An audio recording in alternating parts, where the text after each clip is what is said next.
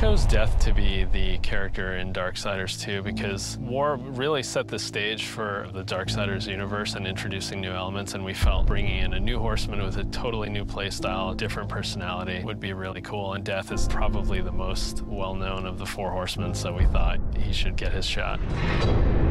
What makes Death different from War is almost everything about him. The way he expresses himself, the way he talks. I have an offer in mind. The way he handles business on the battlefield, and the way that he gets around. It's much more feral, more animal-like.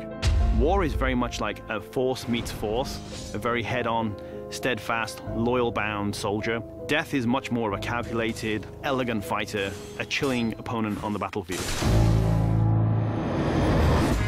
His traversal has definitely improved. It's a lot faster, more responsive, and so is his combat. His weapon is more interesting. He can dual wield or wield a single heavy weapon, depending on your playstyle.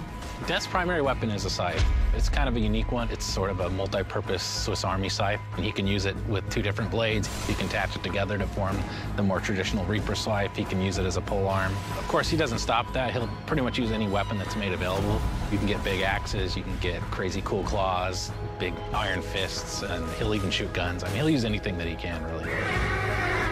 The main improvement from Darksiders 1 to Darksiders 2 was depth. We wanted to make the game more involved. We wanted to have more context. We wanted the player to really feel like they're in a real world with people living there, stuff going on, things going on.